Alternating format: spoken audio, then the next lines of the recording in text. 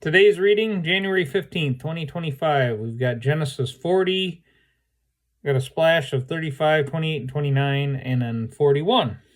So it's basically the story of Joseph in Egypt. You know, his time in prison, his time interpreting dreams, and then fulfilling that dream, getting all the credit, all the authority from Pharaoh, and moving and accomplishing so much through God's blessing.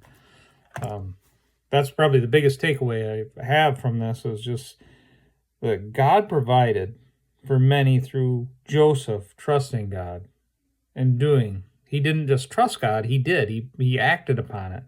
He didn't just sit back. He waited and did everything that he could in that time. He did so for Potiphar and then ended up in prison. And you know, when I go back to that one, that's not in here. But in that was just another good reminder of be careful where you're putting yourself. I mean, he didn't put himself in that position, but that position happened where he was alone with Potiphar's wife, where that accusation could take place. And that's a good reminder for us to don't put ourselves in a place where we could have an accusation against us. It's part of part of the training for youth protection for Boy Scouts, and a lot of the things that I've gone through is don't put yourself in that position where you're alone with somebody, where somebody could make accusations against you. So try to operate in that manner. Anyway, while Joseph was in prison, he noticed that the two prisoners were upset. And remember, just thinking about this logically, I guess, considering the whole story, we get pieces, but remember, Joseph was in charge of the prison. He would have known those prisoners, where they came from, why they were there. He should have had that idea, and he would have probably heard their talking about this, because he said they said that no one could interpret their dreams. So he was probably aware of that. I don't know, does that mean anything or not, but just something to consider with this. He was in charge, but he was fully committed to explaining that it wasn't him that could interpret the dreams, but God could. It was the power and authority of God that did that. But when he acknowledged that and he asked for them to share that, he didn't say that he could or that it was going to happen, but he said God was the power over that. He could do that. And so he allowed them to speak and tell him the stories, and God interpreted the dreams for him, let him know what they were, so he told them. And he didn't hold back. You know, the first one was good, right? You know, the cupbearer was going back to Pharaoh, but the baker, he got impaled. And that was his dream. And he told him that. He didn't hold it back. He said, this is what it is. And that's exactly what happened. And he was wise enough to make the request to the cupbearer to get an audience with Pharaoh. That was another thing that I noticed, that Joseph did make that.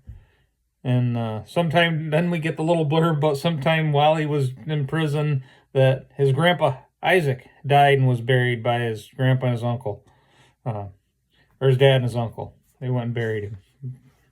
But then we get Joseph in prison 2 more years after talking to the cupbearer.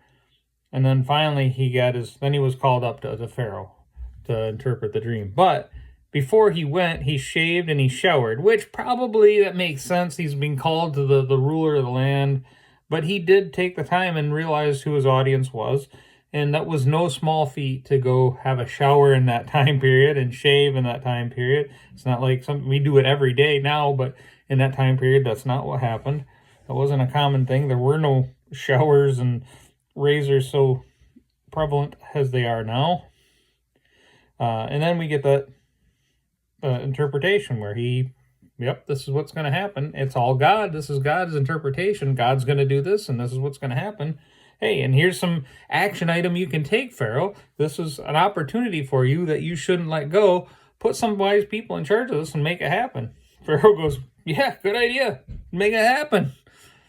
Like, how does that happen? What make Pharaoh, other than this miraculous thing that he did by explaining the dream, but that's still pretty crazy that Pharaoh would put Joseph in charge that quickly.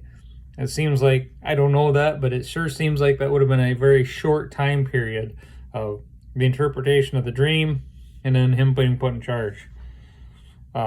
Maybe Pharaoh probably could have called on the prison guard and said, yeah, this guy's taking care of everything. I don't have to worry about anything.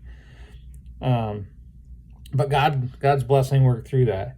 God blessed everybody around Joseph for where he was at.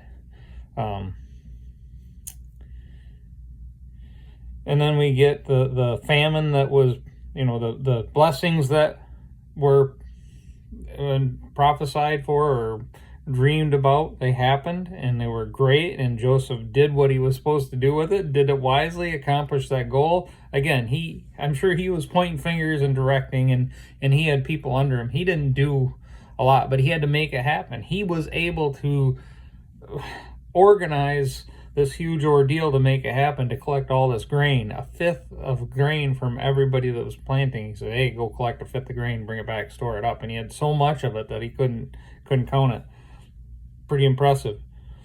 So he did that, and then the 7 years started, and it was huge. It went the severe throughout the world. It said famine was severe throughout the world, and it said it was brought on by God at this point. So very interesting how this happened. And again, this is I imagine there had to be some sort of storytelling in that time period, but this is Moses's writings, and maybe he got it from his education, his knowledge, his understanding. After they'd been there, I forget how many years, we'll find out, but before he takes them out, he's getting the story and he's writing this down. These are the words of Moses. This is Moses' account. And again, he was inspired by God for this. So just kind of interesting to see and read this and think about it from that perspective. But the bottom line here still is the blessing that Joseph has was just impressive. The things that God did around him, pretty amazing. And it was Joseph this time. We see how other people were blessed, and he still had to deal with a lot, but he was well blessed. Oh, that was the other thing I noticed, that in his naming of his sons, his Manasseh and Ephraim for the fruit, but Manasseh for the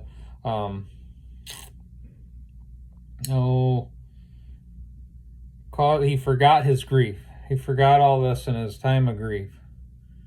Manasseh. For he said, God has made me forget all my troubles and everyone in my father's family. Oof. Caused him to forget. And he called it the land of his grief. But still interesting. He had a lot of work to do. He was busy. But he still probably longed. He's still a little homesick. And he still missed his family. Even though a bunch of them tried to kill him. And sold him as a slave and put him there. But again, I love how he turns around this, and we're going to read this, but I'm looking ahead and I think about this whole story is what you meant for evil, God took and made for good. Another great phrase, great, amazing stuff. So cool little section. Love this, and there's so much more in this. How you can tie it into Jesus and his coming, and it's just more than I understand and can get into, but that's why it's just, you can't go through this enough. You can't read it enough. You can't study it enough. It's a good thing. So today's reading.